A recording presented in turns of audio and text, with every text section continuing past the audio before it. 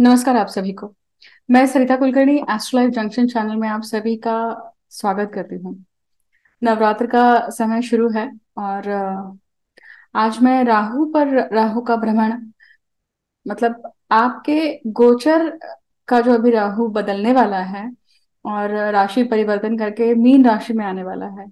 तो जिन भी जातकों के कुंडली में जन्मस्थ राहु मीन राशि में है, कहीं भी है, किसी भी भाव में है, उनके लिए एक खास तौर पर वीडियो है। मतलब Rahu return on natal position of its own, ये आज का टॉपिक है। आज पंचमी है और पंचमी तिथि जो होती है वो नागों की होती है, सर्पों की होती है। शुक्ल पंचमी है और शुक्ल पंचमी शुभ पंचमी है आज। क्योंकि नवरात्र के दिन चल रहे हैं और हम नाग पंचमी को भी शुक्ल नाग पंचमी को ही बनाते हैं। क्यों मैं ये कह रही हूँ? क्योंकि हम आज अब राहु के ऊपर बात करने वाले हैं। राहु और केतु, इसे सर्प भी कहा गया है। राहु जो है वो मुख है और केतु जो है वो टेल है या पूंछ है। और जब इन्हीं सभी मतलब जब पूंछ और मुख, इसके बीच में जब सभी ग्रह आते हैं तो पत्रिका में काल सर्प दोष बनता है। अर्धकाल सर्प दोष बनता है बहुत बार जब एक ग्रह कोई बाहर आ जाता है। तो फिर वो कौन सा ग्रह है उसके ऊपर बोला जाता है कि ये अर्धकाल सर्प योग जो है ये गुरु के कारण बना है। ये अर्धकाल सर्प योग जो है ये शनि के कारण बना है, मंगल के कारण बना है। और इस प्रकार से उस काल सर्प के दोष को भी समझा जाता है। ये वीडियो काल सर्प दोष पे नहीं है। अगर आप समझना चाहते हैं तो जरूर मुझे रिक्वेस्ट करिए। I will try to prepare a video on that and try to upload on that also. तो आज का जो विषय वो है राहु रिटर्न, राहु के जन्मस्थ पोजीशन पर रिटर्न आना। और ये पोजीशन प्रत्येक भाव के लिए किस प्रकार से काम करेगी। आप सभी जैसे अभी तक पिछले कुछ वीडियो से अनाउंसमेंट सुनते आए हैं, तो मैं आज वो अनाउंसमेंट पुनः रिपीट करने वाली हूँ कि मैंने अपनी पहली पुस्तक का लिखान शुरू किया है। और ये जो पुस्तक है ये ज्योतिष के एक महान योग पर आधारित है।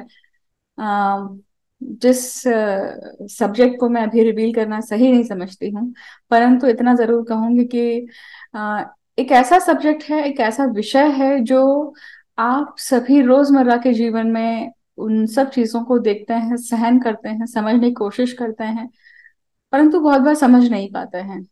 बहुत सारी ये चाहे फिर वो किताबें हो, यूट्यूब का माध्यम हो, इंटरनेट हो, या किसी लेखक का आर्टिकल हो, या कुछ भी हो, बहुत बार हमें ऐसे टॉपिक पर या ऐसे विषय पर प्रकाश नहीं मिल पाता है, या समझ नहीं पाते हैं कि एग्जैक्टली लाइफ को कैसे समझा जाए इस एस्पेक्ट से।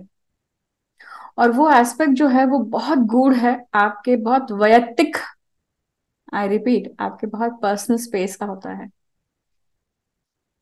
तो मैं आशा करती हूँ कि जिस प्रकार से आप सभी ने मेरे कार्य को सराहा है, यूट्यूब के माध्यम से हो या इवन आर्टिकल्स के माध्यम से हो, उसी प्रकार चाहे वो आप दर्शकगण हैं, श्रोतागण हैं या फिर पब्लिकेशंस हैं, आप सभी उस चीज को वैसा ही प्रतिसाद देंगे।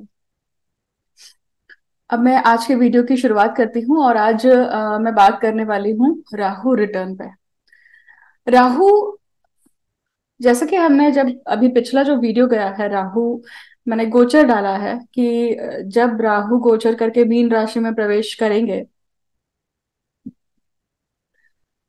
तो किस प्रकार से सभी लग्न राशियों के लिए इम्पैक्ट आएगा। अब ये समझिए कि जब हम, जिन भी लोगों ने उस वीडियो को नहीं देखा है, तो सबसे पहले आप उस वीडियो को जरूर देखिए। आई विल वॉर्न यू कि आप डायरेक्टली अपनी राशि को या अपनी अपनी लग्न राशि को या फिर चंद्र राशि को मत देखिएगा, क्योंकि फिर आप बहुत कुछ चूक जाएंगे। क्योंकि जो भी कुछ कहा है, जो भी कुछ गोचर के बारे में समझाया है, वो पहले के 20-25 मिनट है। तो अगर आपने सिर्फ अपनी राशि देखी है और अगर आपने इंट्रोडक्टरी पार्ट नहीं देखा है तो please go and watch it again. क्योंकि राहु को एग्जैक्ट समझना, ऐसे तो पिछले कितने ही गोचर जा चुके हैं जिसपे मैंने मतलब राहु के गोचर मैंने बहुत बार करे हैं। हर बार गोचर अलग कैसे हो सकता है?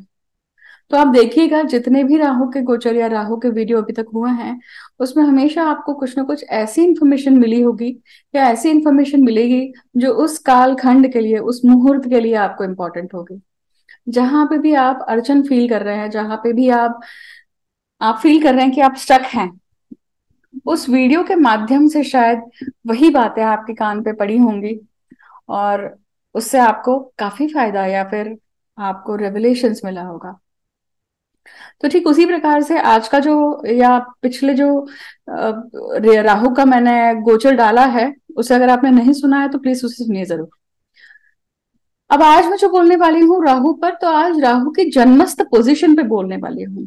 तो राहु की जो जन्मस्थ पोजीशन होती है, अर्थात जब आपका जन्म हुआ था, जिस भी तारीख को, जिस भी समय पे, जिस भी स्थान पे, उस उस क्षण पे जो आकाश में ग्रहों की अलाइनमेंट थी, उस अलाइनमेंट अलाइनमेंट को लेकर हमने एक स्काई मैप बनाया, मतलब हमने पत्रिका तैयार करी और उस प्लैनेटरी स्क्रीनशॉट को हमने हॉरोस्कोप कहा।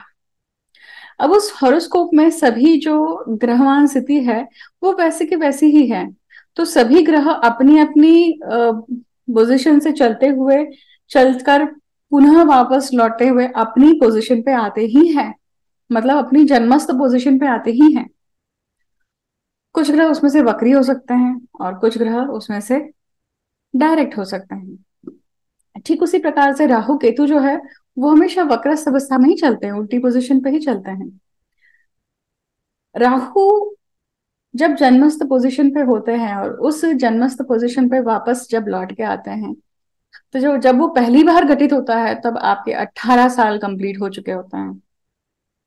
आपके जीवन के 18 साल कंप्लीट होने के बाद में राहु जो है वो आपके जन्मस्थ पोजीशन पे आते हैं।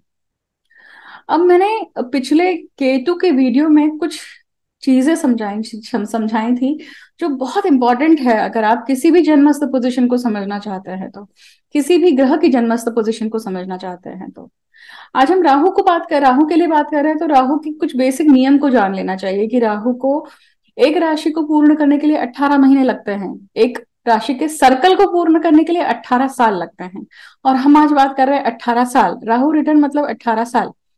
अब राहु रिटर्न, तो मीन राशि में जिन जिन लोगों का राहु है उस पे राहु रिटर्न आने वाले हैं। तो क्या बदलाव लाने वाले हैं?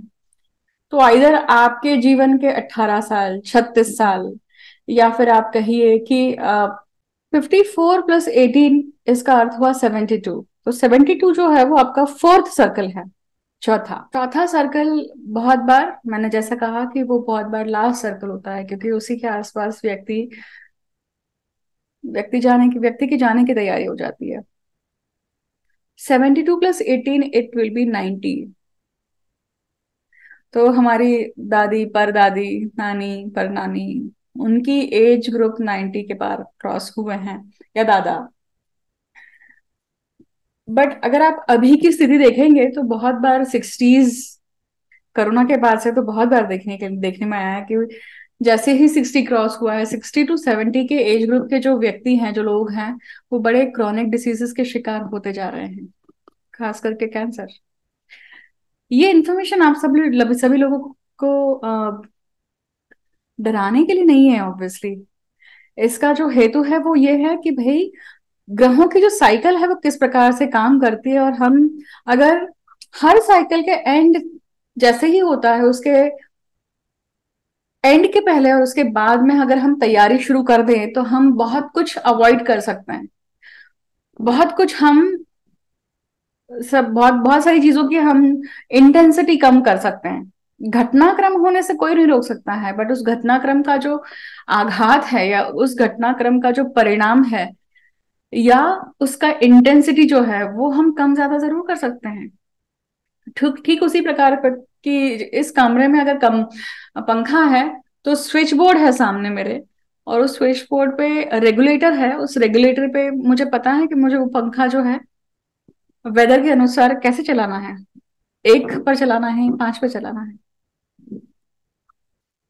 तो इस प्रकार से सबसे पहले ये साइकिल हुई। पिछले वीडियो में मैंने मतलब केतु के वीडियो में केतु के वीडियो में मैंने उस साइकिल्स का अर्थ समझाया। अब मैं यहाँ पे वापस से उस चीज को थोड़ा सा दोहराऊंगी कि पहली जो साइकिल होती है 18 साल की, हम उस 18 साल की साइकिल में एक गुरु की साइकिल को भी ऐड करेंगे, क्योंकि जरूरी है। जब बच्चा 12 साल का होता है, 12 साल के पहले तक उसको भान नहीं होता है उसके शरीर का, वो पूर्ण रूप से अपने माता पिता पर डिपेंडेंट होता है। और जैसे ही 12 साल होते हैं तो उसे अपने शरीर का, अपने अपने अस्तित्व का थोड़ा भान शुरू होता है। वो अपने माता पिता के सर्कल से निकलकर दोस्त, या उसे अपनी लाइकिंग डिसलाइकिंग धीरे धीरे डेवलप हो जाती है। उसे अपने शरीर का भान होता है, अपने शरीर के अवयवों का भान होता है, उसे अपने जेंडर का भान होने लगता है। और उन सभी भान के साथ साथ आती है इच्छाएं, डिजायर, ग्रीड। क्योंकि जब ये सब चीजें आती हैं तो उन सब चीजों की पूर्तता करने की इच्छा भी होती है, और वो शुरू होता है उम्र 18 साल से। तो आप 12 से लेकर 18 साल तक ये सारी चीजें आप एक्सपेरिमेंट सोच रहे होते हैं, करना है नहीं करना है, कैसे करना है। तब हमें यह अकल नहीं होती है कि भाई इसका कॉन्सिक्वेंस क्या होगा। कॉन्सिक्वेंस अगर ऐसा हुआ तो उस कॉन्सिक्वेंस को हम अकेले झेल पाने के लिए तैयार है या नहीं है, या हमें किसकी मदद लगेगी। और अक्सर इसी उम्र में गलतियां होती है बच्चों से। और खास करके हम लड़कियों को कहते हैं कि भाई थोड़ा संभल कर, या बच्चों को कहते हैं, क्योंकि 12 से 18 साल की उम्र में ही लड़कियों को भी क्या आते हैं, मेंस्ट्रुएशन साइकिल आती है। तो प्यूबर्टी हिट होना या फिर टीनेज हिट होना, ये इसी साइकिल में आता है। अब जब 18 साल पे राहु पे रिटर्न आएगा तो इसका अर्थ है कि चाहे वो लड़का हो या लड़की हो, उसे इस चीज का पूरा भान है कि उसका जेंडर क्या है, उसकी उसकी सेक्सुअलिटी क्या है, उसका ओरिएंटेशन क्या है, उसकी डिजायर्स क्या है, उसे किस चीज की ग्रीड है, उसे किस तरफ उसका झुकाव है, इंक्लिनेशन है। और उन सभी चीजों को वो पूरा करने के लिए दौड़ पड़ता है, उन सभी चीजों को पाने के लिए वो दौड़ पड़ता है। बहुत बार ऐसे केस में जल्दबाजी, इम्पल्सिवनेस, इम्पेशंस, ये सारी चीजें हम जनरली देखते हैं इस एज ग्रुप में। मतलब जब राहु पे रिटर्न आता है। अब एक्चुअली होता क्या है, तो ऑब्वियसली अगर बड़ी बड़ी घटनाएं कहें तो बहुत सारे लोग, जनरली मैं जो देखती हूँ, बहुत सारे लोग अपनी वर्जिनिटी लूज करते हैं ऐसे समय पे। बहुत सारे लोग अपने अस्तित्व का भान करते हैं कि उनकी सेक्सुअलिटी क्या है, उनका ओरिएंटेशन क्या है। और फिर उसके लिए स्टैंड लेना, उसके लिए आगे बढ़ना, उसके लिए उसको इंपॉर्टेंस देना, उसको भी इंपॉर्टेंस देना, अपनी इंडिविजुअल आइडेंटिटी को भी इंपॉर्टेंस देना, ये फीलिंग शुरू होती है। तो फिर वो हर चीज को लेकर है। मैंने सिर्फ सेक्सुअलिटी की बात करी, ऐसा नहीं है। तो सेक्सुअलिटी के साथ साथ सभी चीजें आती हैं, क्योंकि वो राहु आपके सभी ग्रह के साथ में सम्मिलित होने वाला है। वो शुक्र के साथ में कंजंक्ट होगा, वो मंगल के साथ में आएगा, गुरु के साथ में आएगा, शनि के साथ में आएगा, गुरु गुरु के साथ में आएगा, बुध के साथ में आएगा, चंद्र के साथ में आएगा, सूर्य के साथ में आएगा। तो जब इन्हीं सभी ग्रहों के साथ में सम्मिलित होगा या युति बनाएगा तो उस प्रकार की छटाएं, उस प्रकार के लोग, उस प्रकार के जीवन के एस्पेक्ट आपके जीवन में मेन इवेंट के रूप में सामने आएंगे। अब ठीक उसी प्रकार से 18 के बाद में जब वो 36 तक जाता है, अभी 18 से लेकर 36 तक का जो सफर है वो बड़ा इंपॉर्टेंट है। क्योंकि यही वो सफर है जहां पे व्यक्ति को ये फील होता है, ये उसको अनुभूति होती है कि मुझे जीवन में करना क्या है। राहु किसका किसका सिग्निफिकेटर है? ये राहु कारक है ग्रीडीनेस का, राहु कारक है भ्रम का, राहु कारक है धोखे का, राहु कारक है संभ्रम का, मिसअंडरस्टैंडिंग का, फॉगी पिक्चर, क्लैरिटी ना होना, मृगजल जैसी स्थिति रहना। राहु कारक है एम्बिशियसनेस का। राहु का विस्तार बहुत बड़ा है, राहु की वास्टनेस बहुत बड़ी है।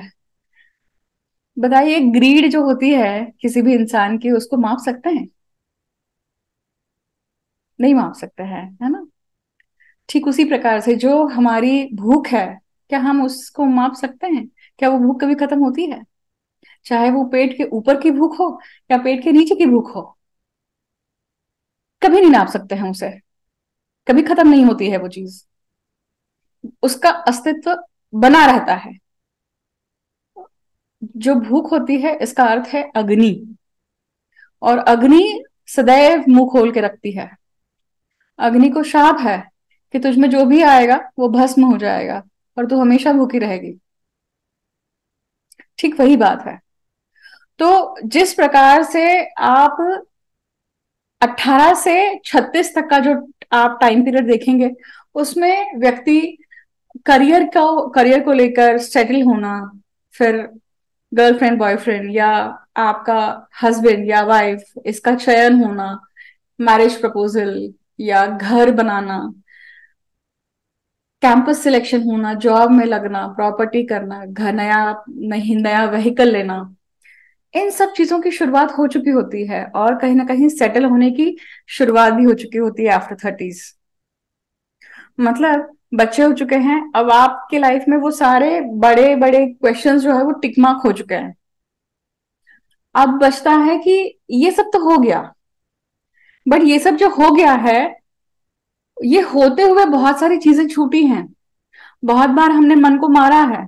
बहुत बार जिस प्रकार से हमारी कंडीशनिंग है, जिस प्रकार से हमें संस्कार मिले हैं, हमने उन संस्कारों के अकॉर्डिंग ही अपने अपने डिसीजन मेकिंग करी है, जीवन जिया है।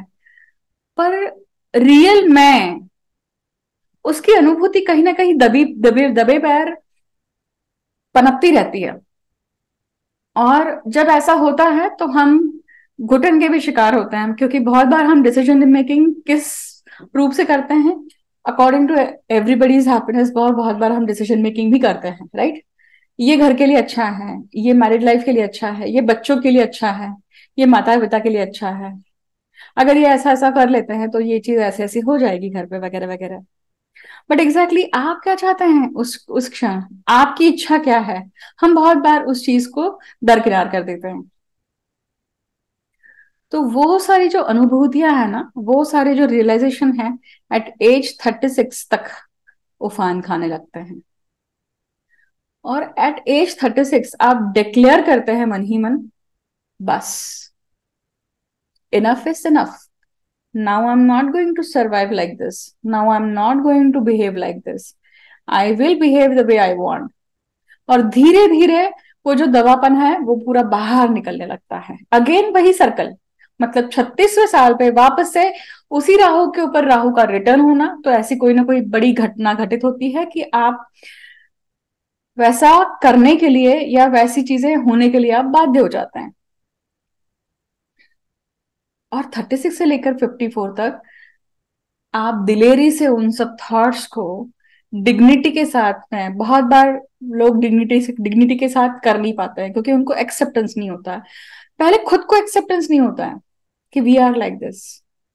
खुद की ही एक्सेप्टेंस की कमी होती है, खुद से ही पर्दा करते हैं हम, खुद से ही शर्म करते हैं हम, खुद से ही हम इस चीज को कोसते रहते हैं कि ये क्यों, वाई। और बहुत बार हम ब्लेम गेम में भी फंस जाते हैं। बहुत बार हम चोरी छुपे हुए बिहेव करते हैं खुद के साथ ही। गलती होती है तो भी डिनाई करते हैं, अपनी गलतियों को मानते नहीं है। दिलेरी नहीं होती है, करेज नहीं होता है कि हाँ मैंने ये किया है तो मैं उस चीज की जवाबदारी उठाऊं। तो ये सब जब स्थितियां होती हैं, तब वो दूसरा राहु का रिटर्न है। तो बहुत लोगों को अपने आप को वैसे एक्सेप्ट करने में टाइम लग जाता है। आधी जिंदगी उसमें बीत जाती है। बहुत बार बोलते हैं ना लोग, आधी जिंदगी में इसमें इसमें बीत गई है, मतलब 50 साल बीत गए हैं।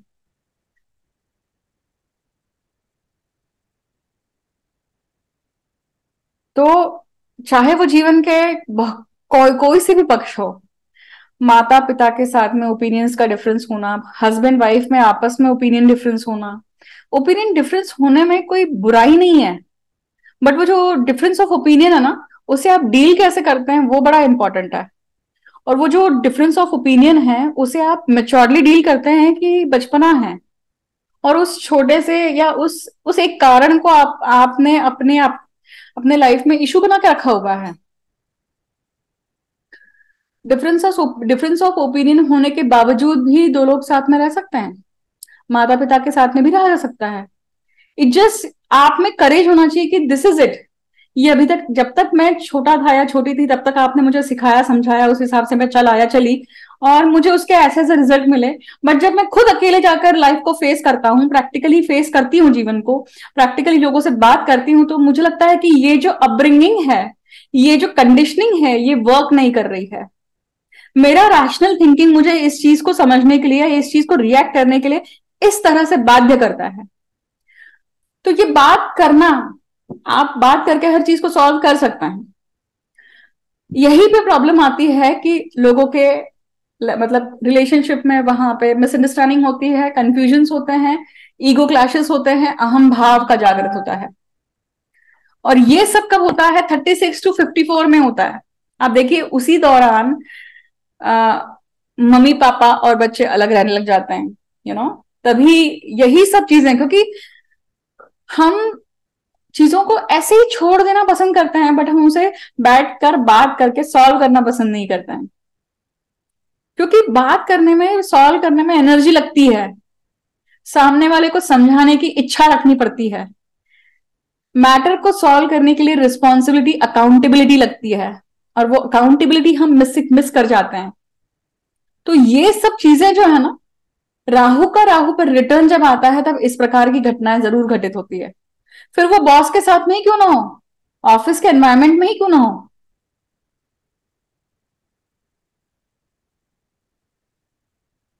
54 साल, थर्ड साइकिल। थर्ड साइकिल तक ये सारी चीजें हो चुकी हैं, और फिर आप ऐसे लेवल पे हैं जहां पे बच्चे शायद बड़े हो रहे हैं, और आपके स्पाउस, आप कुछ ना कुछ किसी डिसीज से जूझ रहे हैं, या फिर आप रिटायरमेंट के करीब जा रहे हैं। अब सेकेंड इनिंग कैसे रहेगी? अब ये सब चीजें अगर खत्म हो जाती है, देखिए जब जब व्यक्ति शादी करता है या बच्चे होते हैं, तो उसके पास एक ऑब्जेक्टिव होता है, पर्पस होता है कि हाँ, अब बच्चों को 20 साल तक, क्योंकि बच्चे मेहमान होते हैं एक्चुअली, 15 से 20 साल तक आपके साथ में रहते हैं। वो 15 से 20 साल आप उन्हें कैसी कंडीशनिंग देते हैं, किस प्रकार की मेमोरी उनके दिमाग में छोड़ते हैं, उसके ऊपर डिपेंड करता है कि वो आगे के 50 साल आपके साथ कैसे रहने वाले हैं। अगर हम उन्हें सक्षम बनाते हैं, डिसीजन मेकिंग करने के लिए सक्षम बनाते हैं, या हम उन्हें इतनी रैशनल थिंकिंग दे पाते हैं कि भाई अपने गलत डिसीजन का भी ओनरशिप लो, सही डिसीजन की अगर क्रेडिट ले रहे हो तो गलत डिसीजन की भी ओनरशिप लो, उसको भी झेलना सीखो। तो ये सब चीजें जब हम करते हैं तो लाइफ बिकम्स इजी, बट ऐसा नहीं होता है जनरली। आसपास में हमें ऐसा एनवायरमेंट नहीं दिखाई देता है, और वहीं पे गिले शिकवे दिखाई देते हैं, वहीं पे चिंताएं दौड़ पड़ती है दिमाग में कि भाई अब ऐसा ऐसा होगा तो मुझे मेरा बेटा देखेगा कि नहीं देखेगा, मैंने इतना उसको पढ़ाया लिखाया, भाई इन्वेस्टमेंट करिए, माफ करेगा, जोक्स अपार्ट। तो ये चीज है, देखिए। तो 54 साल का जो साइकिल है, 54 ईयर का मतलब थर्ड साइकिल है, उस थर्ड साइकिल में ये सब चीजें होने लगती है। सेम रिलेशनशिप में भी आता है, करियर में भी वो पॉइंट आता है, हेल्थ को लेकर भी वो पॉइंट आता है, क्योंकि 54 साल तक, 18वें साल तक तो आपकी बॉडी मेटाबॉलिज्म बहुत स्ट्रांग होता है, तो आप कैसी भी आदतें रखें, बॉडी निभा लेती है। 36 तक आपको अपने आप रियलाइज हो जाता है कि ओके, मैं ये खा नहीं सकता हूँ, मैं ये ऐसा नहीं बिहेव कर सकता हूँ, बहुत जागरण नहीं कर सकता हूँ, मुझे बहुत बैठकर काम करना, ये सारी चीजें जब होती हैं तो यू रियलाइज कि हाँ, ये आदतों को लेकर कि हाँ, ये चीज मुझे बदलनी पड़ेगी, अन्यथा मेरी बॉडी सर्वाइव नहीं करेगी। 54 तक ये सब चीजें हो चुकी है, ये सब चीजों को अंदाजा आ चुका है। ये सब कुछ अंदाज होने के बाद भी एक एक मानसिकता काम करती है, अब छोड़ो यार, कितना कंट्रोल करेंगे। और महीने के 30 दिन हैं, तो अगर आपने 28 दिन कंट्रोल करा है तो आप 2 दिन वो कंट्रोल लूज करते हैं, and then you behave exactly जैसा आप चाहते हैं वैसा। तो फिर वो चाहे आपकी ड्रिंकिंग की हैबिट्स हो, आपके सिगरेट स्मोकिंग हो, आपका कोई भी व्यसन हो, कोई भी एडिक्शन हो, शाम जैसी होती है ये एडिक्शन सारे याद आने लगते हैं। सो 36 to 54 ये सब चीजें जरूर होती होती है, और वो 54 पे ट्रिगर होकर सामने आती है और बताती है कि जो आपने किया है, बॉडी का जो अब्यूज किया है, बॉडी जवाब देती है, और then slowly slowly it start showing your results. वैसे बॉडी बहुत फॉरगिविंग फॉरगिविंग होती है, आपने जैसे ही उसके ऊपर काम किया, बॉडी बहुत जल्दी से रेजुनेट होती, हील होती है। परंतु इतना भी निचोड़ना नहीं चाहिए। गन्ना मीठा हो तो जड़ सहित नहीं खाते हैं, बड़े बुजुर्ग बोलते हैं ना। तो वो जो कहावत है वो सभी चीजों पे लागू होती है, और यहाँ पे भी वो चीज लागू होती है। अब 54 के बाद में अगेन +18 करेंगे तो 72। सो 54 to 72 ये जो टाइम पीरियड है वो क्या है? निष्कासन वाला टाइम पीरियड है। धीरे धीरे सब चीजें छूटने लगती है। जो जो साम्राज्य बनाया था आपने, जो जो चीजें बिल्टअप करी थी, वो धीरे धीरे छूटने लगती है। उसका रूप रंग बदलने लगता है, चेंज आने लगता है। चेंज ऑफ रेसिडेंस बोलिए, चेंज ऑफ रिलेशनशिप बोलिए, बच्चे बड़े होकर बाहर पढ़ने के लिए जाने वाले होते हैं। आपकी आपकी कैपेसिटी काम करने की वो धीमे धीमे कम हो चुकी है, तो आप कुछ ऐसा जॉब देखना चाहते हैं जहां पे आप बैठ के मेंटल अपने आप को बिजी रखें, और फिजिकल आप नहीं कर पाते। धीरे धीरे ये स्टेज आती है।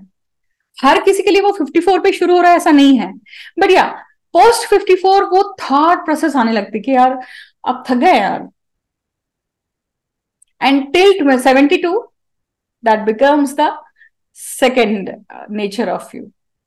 बच्चे क्योंकि जा चुके हैं, बच्चे अपने पढ़ने लिखने के लिए जा चुके हैं, शायद शादी ब्याह हो चुका है, थर्ड इनिंग बोलते हैं हम उसको। तो इस प्रकार से ये साइकिल रन होती है। And then there is a, तब तक के आपके सारे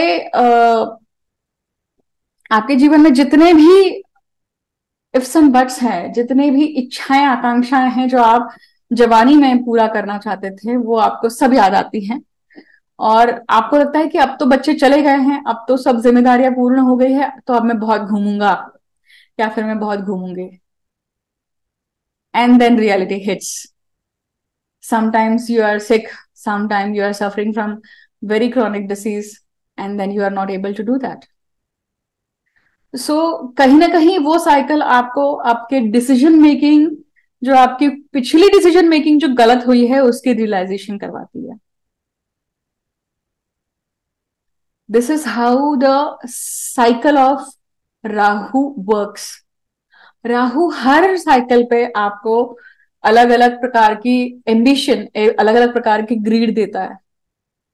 ग्रीड है, बट उस ग्रीड को पूरा करने के लिए वैसी मेच्योरिटी बोलिए, रिस्पॉन्सिबिलिटी बोलिए, या फिर ये कहिए कि अम, निभाने के लिए या उसको जीने के लिए शरीर नहीं है, सिर्फ इच्छाएं हैं, सेंसेस हैं, सिर्फ धड़ है।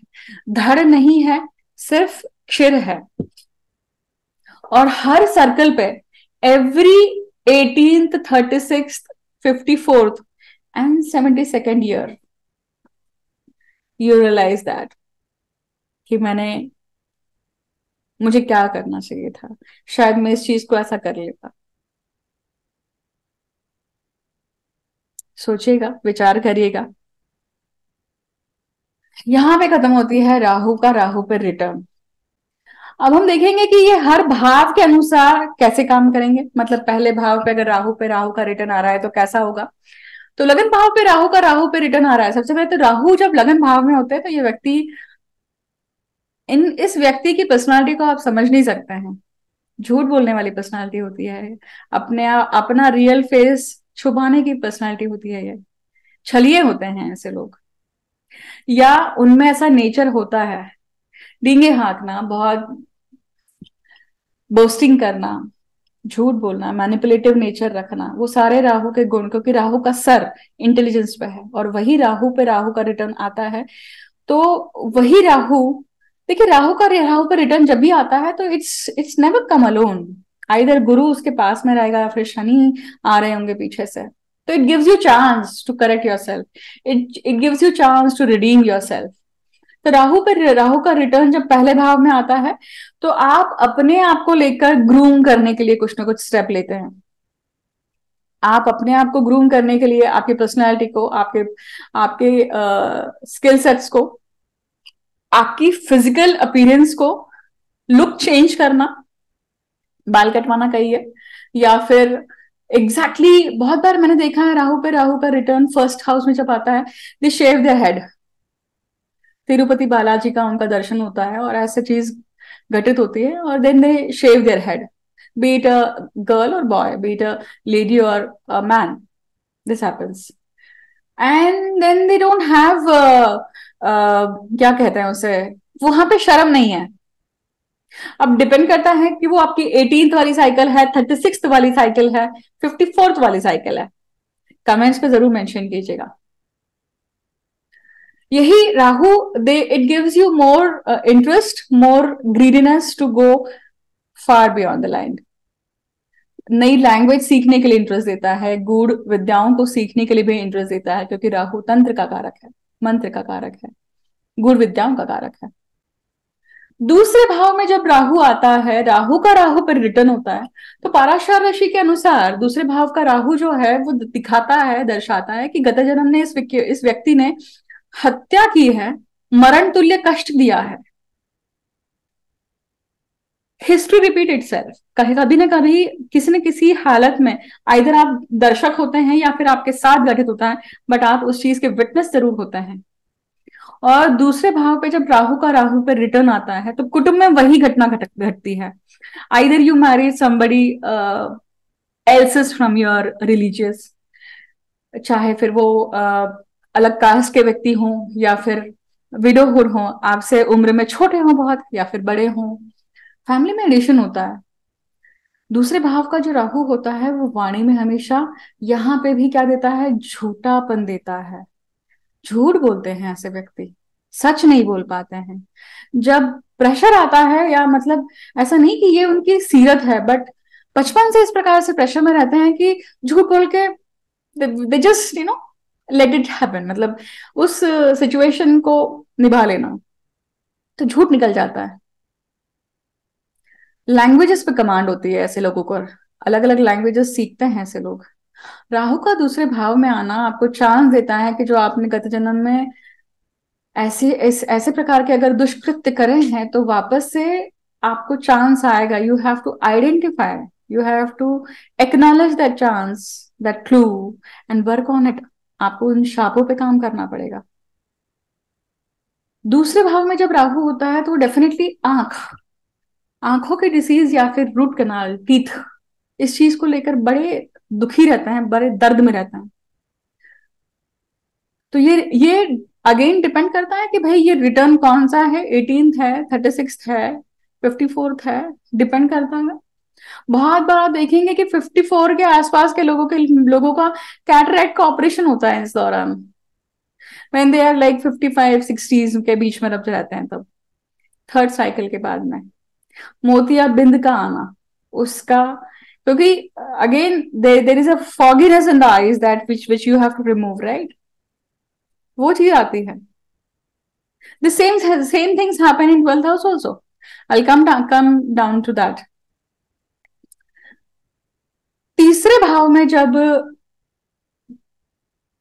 राहु आते हैं तो पाराशर ऋषि के अनुसार जन्मस्थ राहु जब आपके तीसरे भाव में है तो क्या कहते हैं कि भाई कोई ना कोई ऐसी सौभाग्यवती स्त्री है जो आपके संग चल रही है, ऐसी छाया, ऐसा साया आपके साथ चल रहा है। अब ये क्यों है? क्योंकि गत जन्म के कुछ ना कुछ शाप है, उसके लिए आपको अपनी पत्रिका दिखवानी पड़ेगी। I am my speciality lies in decoding past life karmas. to understand how the past life have been, and to identify where this life has been, stuck, pinpoint करना। तो तीसरे भाव का राहु इस प्रकार की सिचुएशन देता है। अब वो राहु कहीं ना कहीं चंडाल है, वो हेल्प करने के लिए जरूर बैठा है। राहु का राहु पर रिटर्न है, इसका अर्थ है कि there now this is a time when it gets activated. कुछ ना कुछ इंसिडेंट होगा, कुछ ना कुछ ऐसा ऐसी घटना घटित होगी आपके घर में, बोलिए आपके भाई बंधुओं के साथ में, आपका घर बदलना बोलिए, किसी अलग वास्तु में जाना बोलिए, ऐसा कुछ ना कुछ आप घटना घटित करते हैं जिसके कारण वो जो सौभाग्यवती स्त्री है, अगर वो हेल्पर है तो वो आपको अच्छा देगी, ऑब्वियसली नहीं है तो वो आपको पीड़ा देगी। वो तो डिपेंड करता है कि वो राहु उच्च का है, नीच का है, किस प्रकार से दृष्ट है, ये सब चीजें हैं। एंड ये राहु की साइकिल आपके लिए 18th है, 36th है, 54th है या 72nd है, इसके ऊपर डिपेंड करता है। देन देर इज अ, यहाँ पे एक और चीज आपको समझना होगा कि राहु जब 18 साल बाद आ रहा है या 36वें या 54वें साल आ रहा है, तो आपको चेंज ऑफ रेसिडेंस भी देने वाला है।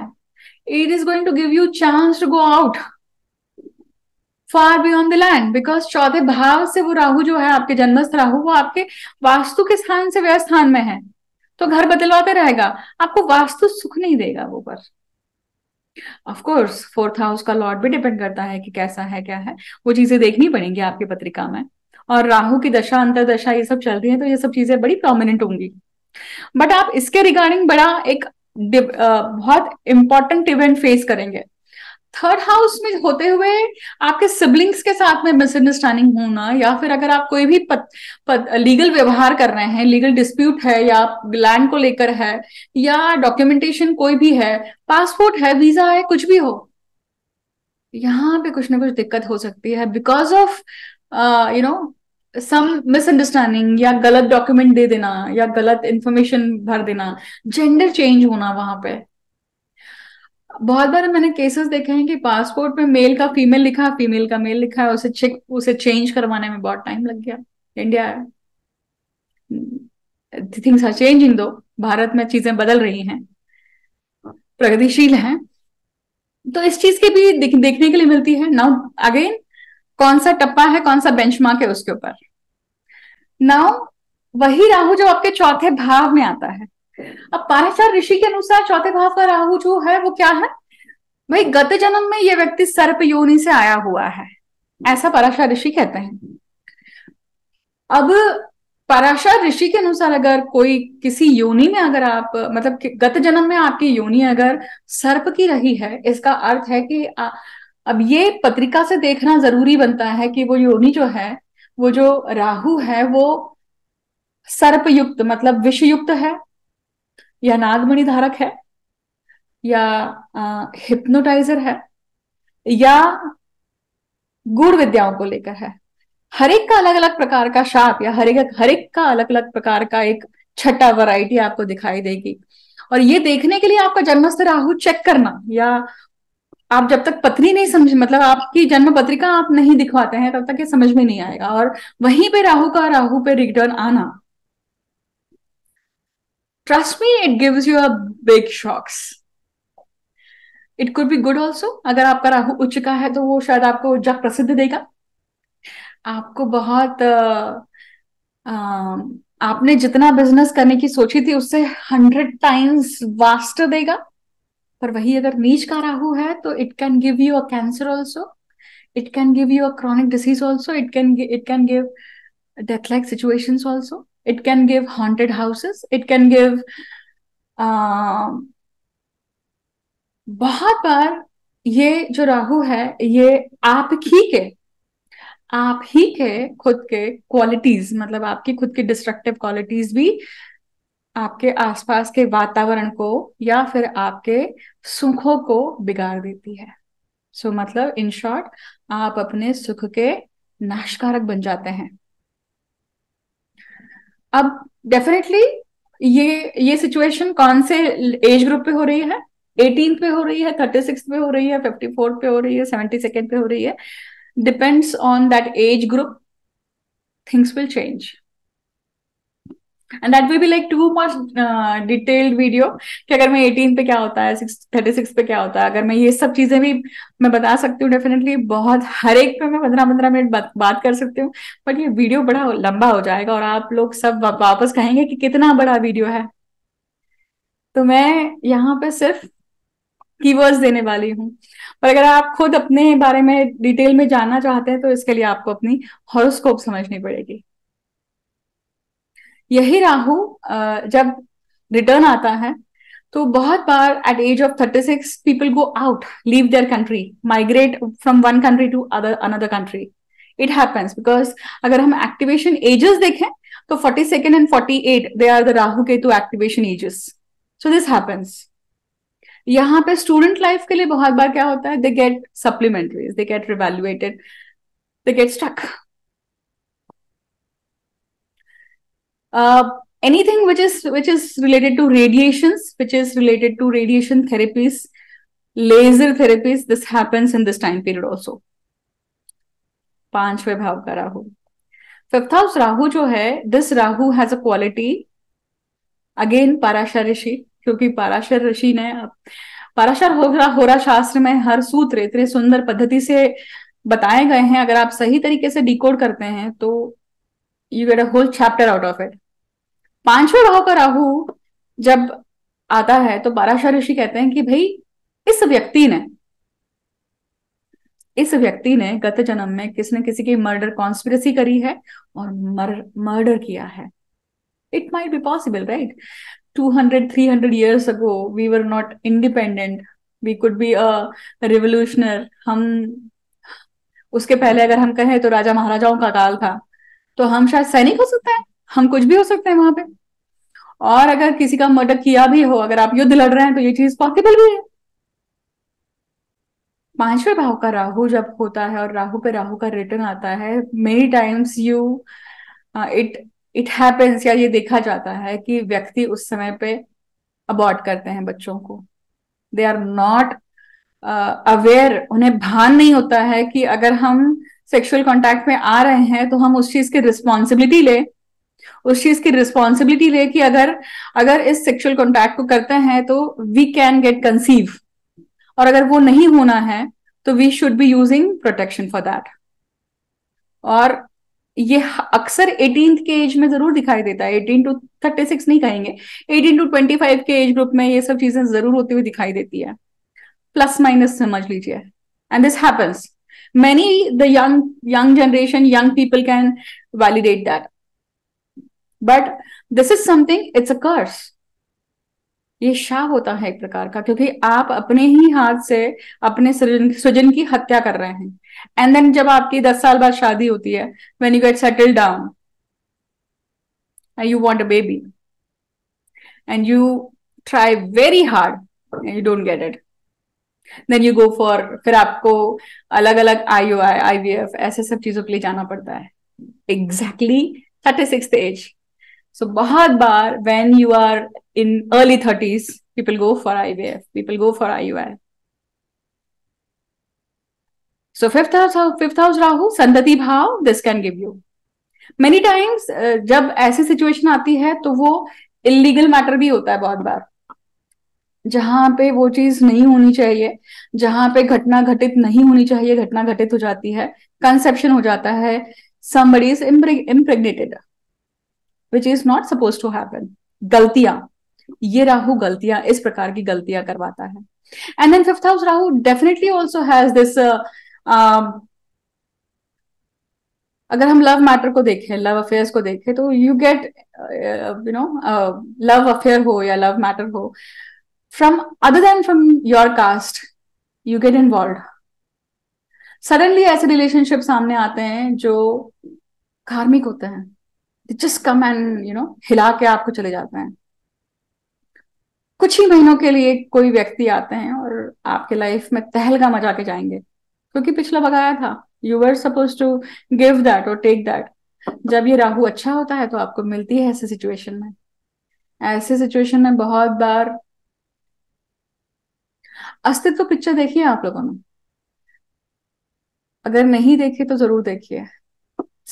सम ऐसा ही कुछ कॉन्सेप्ट मैं कहना चाह रही हूँ कि जिस प्रकार से तबू के ऊपर एक ब्लेम लगता है 25 साल बाद कि वो बांझ है, बट अगर वो व्यक्ति नहीं आता तो वो व्यक्ति आकर गया तो कम से कम उस व्यक्ति को मातृत्व का सुख मिला। सो कभी कभी ऐसी घटनाएं भी घटती हैं। This is very deep and this is very very personal.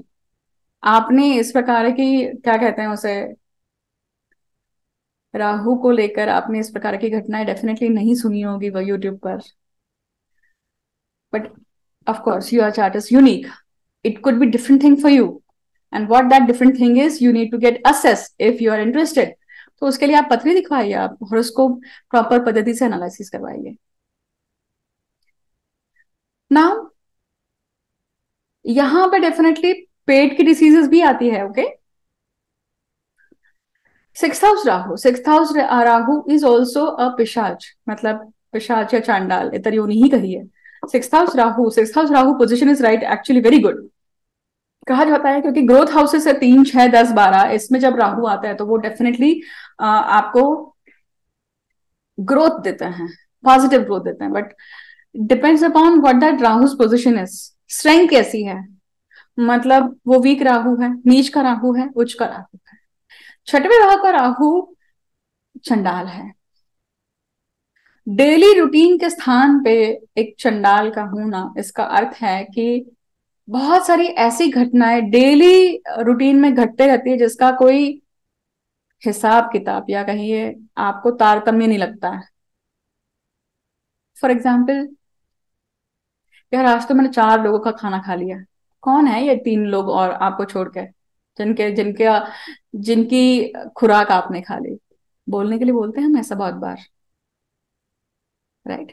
So we behave as if we are not that person. So ये इस प्रकार का राहु यहाँ पे ऐसी घटनाएं देता है। और राहु पे राहु का रिटर्न आता है तो डेफिनेटली आपके सारे शर रिपु बाहर आते हैं, आपके वो दुश्मन आते हैं छुपे, जो गत जन्मों के होते हैं, वो सामने आके खड़े होते हैं आपसे लेने के लिए। This is a very cruel position. अगर इसको सही तरीके से शांति से आप करते हैं तो आप इसको फेस कर सकते हैं। राहु इन पेंडिंग कर्मा, क्योंकि 6th house is what, pending Karma. Rahu तंत्र मंत्र का कारक है। अल्टीमेटली उस चीज को पाने के लिए, उस चीज को तपश्चर्या करने के लिए, उस चीज का पेनेंस करने के लिए आपको तंत्र मंत्र की तरफ, मतलब मैं जादू टोना ये वगैरह वगैरह ये सब चीजें बात नहीं कर रही हूँ। तंत्र मंत्र से कई कई गुना अलग चीज है।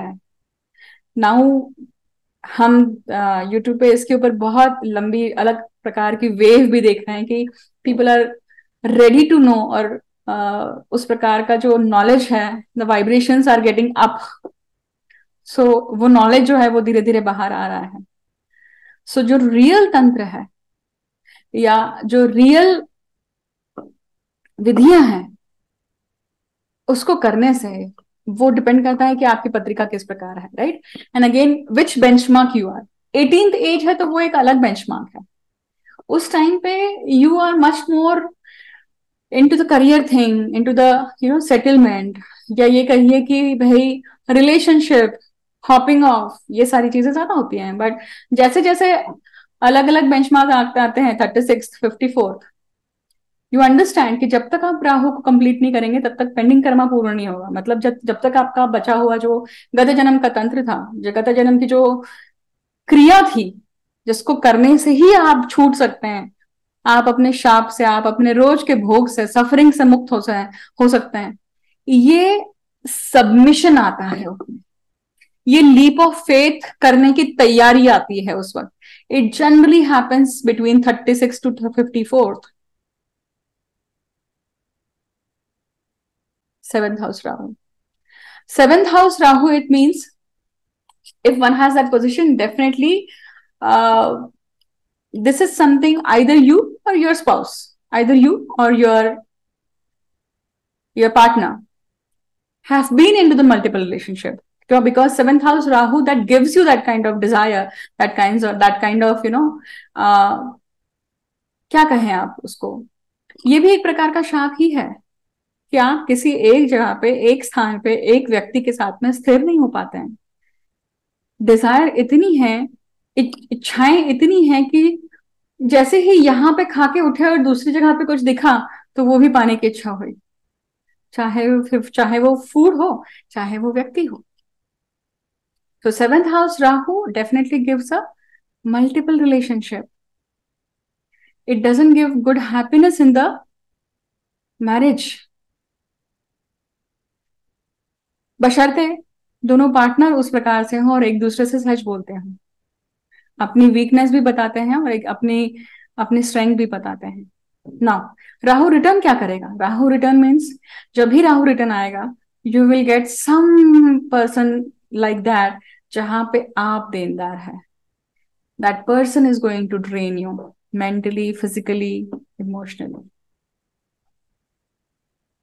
बिजनेस है तो सम काइंड ऑफ धोखा, some kind of deception, some kind of picture कुछ और है, दिखाई कुछ और दिया. Many times it happens the deal was like, जो डील करी थी that deal is not honoured and something something else is there, और वो आपको भुगतनी पड़ रही है. You don't have any option but to sue them. यही सिचुएशन होती है जब शादी ब्याह के लिए जाते हैं और सगाइयां टूट जाती हैं, या फिर शादी के बाद में पता चलता है कि सामने वाला इंसान तो इम्पोर्टेंट था, सामने वाला इंसान तो लेस्बियन था, सामने वाला इंसान तो हेड होमो था, और आपके साथ में धोखा होता है, या फिर आपके साथ में झूठ होता है, या फिर आप करते हैं. Now again depends upon what kind of benchmark. Again 18th, 36th, 54 कौन से लेवल पे है, उस अकॉर्डिंगली उस चीज की वैरायटी आएगी. Eighth house Rahu. Eighth house Rahu is a very different and very important position. Why? Because eighth house is house of occult, house of chronic diseases, पैतृक संपत्ति, unattended emotions. Eighth house is मांगल्य स्थान. यहाँ राहु का होना अर्थात गूढ़ विद्या, गूढ़त्व को लेकर, क्योंकि गूढ़ चीजों को ही राहु दर्शाते हैं, उसके कारक हैं. और वहां पे अगर राहु है तो आप गत जन्म के बहुत अच्छे तांत्रिक हैं, आप गत जन्म के साधक हैं. और वही अगर आपके साथ में, उस राहु के साथ में अगर गुरु जैसा ग्रह है, वो चंडाल योग बनाता है. मतलब चंडाल आपके साथ है, आपको हेल्प कर रहे हैं. और वो चंडाल कौन से हैं? चंडाल वैसे भी स्मशानी होते हैं, परंतु वो एनर्जी कौन सी है? स्मशानी एनर्जी है. तो आपके आसपास का वातावरण, आपकी ऐसे ऐसी चीजों के लिए झुकाव होना, ये सब चीजें दिखाई देती हैं वहां पे. वहीं पे राहु का रिटर्न आता है तो डेफिनेटली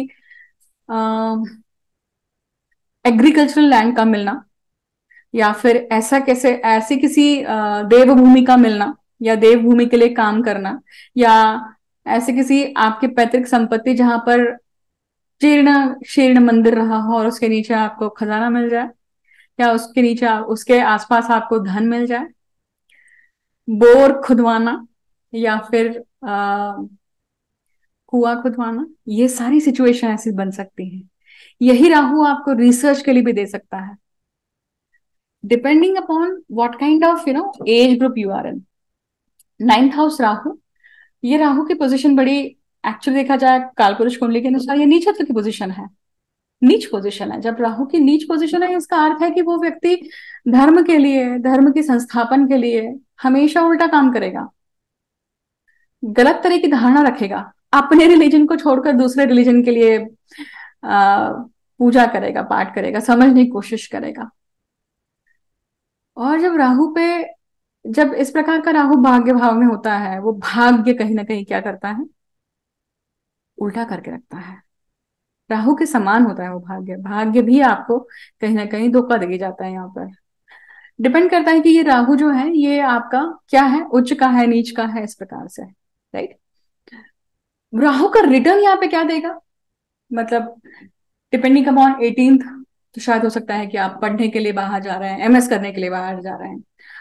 अगर ये राहु अच्छा है तो उसके ऊपर अच्छी अच्छी दृष्टि है, तो मान लीजिए, तो एमएस करना, बाहर जाना, या फिर अब्रॉड में जाकर प्लेस होना, कैंपस के लिए वहां पे जाना, यही राहु आपको बाहर नौकरी भी दे सकता है. ये राहु पिता के साथ में संबंध अच्छे नहीं रखता है.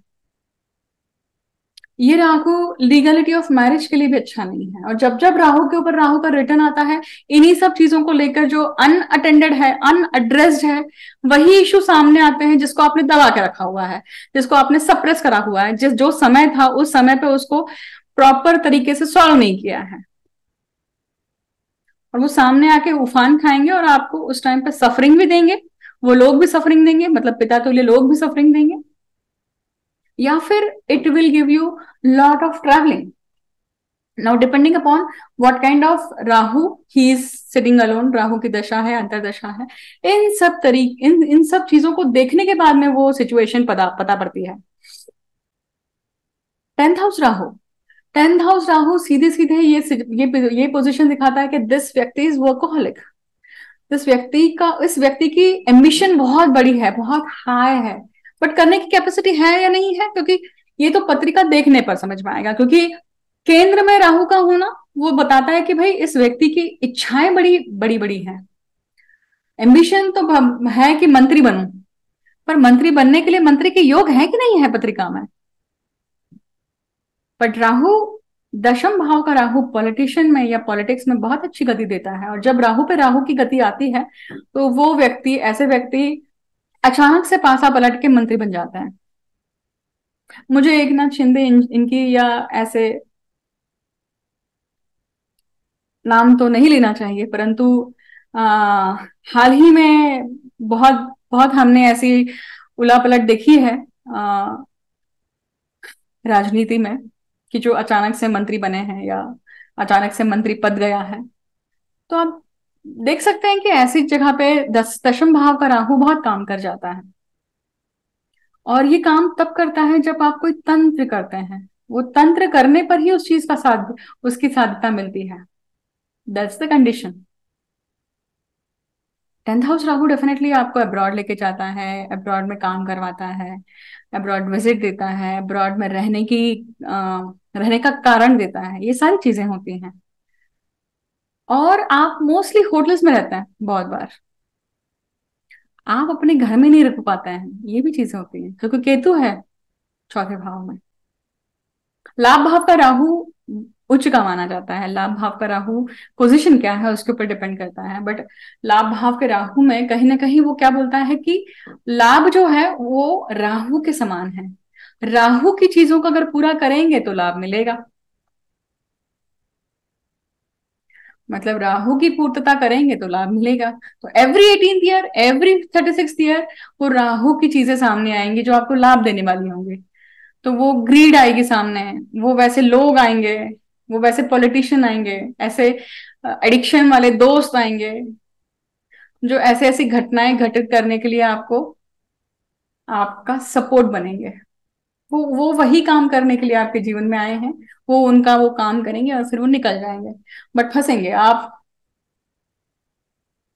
क्योंकि पाराशर ऋषि जी के अनुसार नवम दशम लाभ और व्यय भाव का जब राहु होता है तो ऐसे व्यक्तियों ने टेम्पल या मंदिरों को तोड़ा फोड़ा है, मंदिरों से संबंधित कुछ ना कुछ गुनाह किया है, मंदिरों की जो मूर्तियां होती हैं उसके संबंधित कुछ ना कुछ दिक्कतें करी हैं, चोरी करी है, चकारी करी है, एक्सपोर्ट इंपोर्ट करा है, बहुत सारी ऐसी चीजें करी हैं जो मंदिरों के रिसोर्सेस को लेकर है। और उसके लिए वो श्रापित होकर इस जीवन में आए हुए हैं।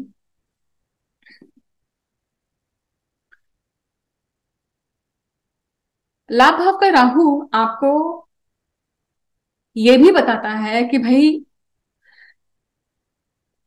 जब जब राहु का अंतरदशा, दशा, ये सब चीजें जब आती हैं और जब राहु के रिटर्न आते हैं तो उस वक्त भी ऐसे रिलेशनशिप, गत जन्म के रिलेशनशिप, प्रेम प्रणय वाले ऐसे रिलेशनशिप या ऐसे ऐसे लोग आपके जीवन में आते हैं जो बहुत बार देने का काम करते हैं अगर वो राहु अच्छा है तो। नहीं तो ऐसे लोग आपको बहुत लूट कर जाते हैं, मतलब आपको बेवकूफ बनाया और आपसे बहुत सारे पैसे ले लिए। कोई व्यक्ति है, मान लीजिए अब किसी का डिवोर्स हुआ है, एलिमनी अच्छी मिली है, उसके आसपास ऐसे लोग रहेंगे जो इस प्रकार के राहु के होंगे और अपना फायदा करवा लेंगे, उसका पैसा अपने को कैसे मिल सके, उतने ही टाइम पीरियड के लिए उस व्यक्ति के साथ रहेंगे, उसका फायदा उठाएंगे, उसको बताएंगे कि इमोशनल सपोर्ट कर रहे हैं, ऐसा है वैसा है, और then once you are completely drained out, they'll leave you, they'll disappear. It depends upon what kind of Rahu you have, and it happens, this kind of Rahu returns. व्यय भाव का राहु, व्यय भाव का राहु, व्यय भाव मतलब खर्चे का भाव, खड्डे का भाव, खड्डा। जीवन में जो जो चीजें नुकसान होती है, लॉसेस होते हैं, खड्डा है। एक बार गया सो गया, वापस नहीं आएगा। शैया सुख का भाव है, ये ड्रीम्स का है, आपके नींद का है, फॉरेन सेटलमेंट का है, फॉरेन ट्रैवल्स का है। राहु जब व्यय भाव में होते हैं तो बहुत लोगों को सर्पों के ड्रीम्स आते हैं, पितर लोग दिखते हैं उनको, मरे हुए लोग दिखते हैं। और जब राहु पे राहु का रिटर्न आता है ना, तो ऐसी चीजें ज्यादा बढ़ती हैं, and they try to communicate with you, they try to tell you something. फिर वो पितृपक्ष हो सकता है नागपंचमी के आसपास, या पंचमी हो सकती है हर महीने की। It happens. If it is happening with you, note it down, date note करिए। You want to know it more, contact me for horoscope consultation. I might be able to help you. वही राहु अगर अब ये व्यय भाव का राहु है, तो ऐसे लोग बहुत बहुत जल्दी पजेस होते हैं, इन्फ्लुएंस होते हैं। इनकी वीकनेस होती है शैया सुख, physical pleasure. Now depend upon what kind of Rahu is that. Rahu का राहु पर रिटर्न जब जब आता है, तब ऐसी सिचुएशन या इस प्रकार की घटनाएं बड़ी प्रोमिनेंटली घटती हैं आपके जीवन में, और आपका जीवन अपसाइड डाउन पैराडाइम शिफ्ट कर देती है। इसके लिए आपको अपना फिफ्थ हाउस देखना भी बहुत जरूरी है। The combination of fifth house and twelfth house, it shows many things to you in that regard. And then अब ये राहु पे जो रिटर्न मैंने आपको समझाया है ना, ये हम सिर्फ एक ग्रह देख रहे हैं यहाँ पे। उस राहु का राहु पे return 18th year, 36th year, 54th year, 72nd year, किस प्रकार की मेजर घटनाएं दे रहा है आपको, ये हमने देखा, राइट। तो 12th हाउस में जब होता है, तो आप you migrate the country, you come back to your own मातृभूमि। आप बड़ा घर लेते हैं, बहुत बार प्रॉपर्टी की डील होती है, पर आप फंस जाते हैं। पोजीशन शायद 4-5 साल बाद है, बट अटक गया प्रोजेक्ट। मुंबई में ऐसे बहुत सारे प्रोजेक्ट हैं, इनफैक्ट बहुत सारे सिटीज में ऐसे प्रोजेक्ट हैं। सो इस प्रकार की घटना घटित होती है, देखिए। See, I have tried to cover as much as possible, but it's not एक घंटे में पूरा का पूरा ये विषय समझाना इम्पॉसिबल है। It may take many classes, it may take many lectures actually, because every patrika is unique, and this particularly this transit or this return, natal return, they react to each other also. एक ही planet in सब चीजों को करने के लिए कारणीभूत नहीं रहता है। सबसे पहले अपना कर्म होता है, उस कर्म की पूर्तता के लिए ये सभी ग्रह जो हैं, ये कार्यरत होते हैं। It's like they are assigned to do their jobs. It's our karma, good or bad. It decides. हर एक की अपनी एनर्जी है, that energy vibrates on lower level, that vibrates on higher level.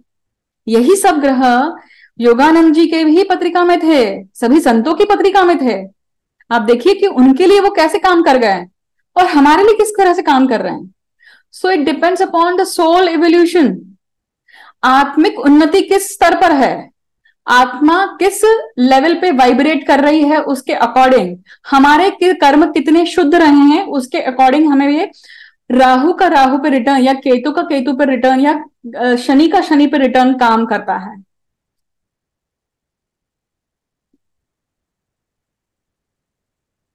I think I will stop here. Let me know your thoughts, and thank you for listening me patiently, and see you soon in the next video. Let me know अगर आप सभी लोग केतु का केतु पर्यटन भी सुनना चाहते हैं तो। Thank you so much, thank you so much for listening me patiently.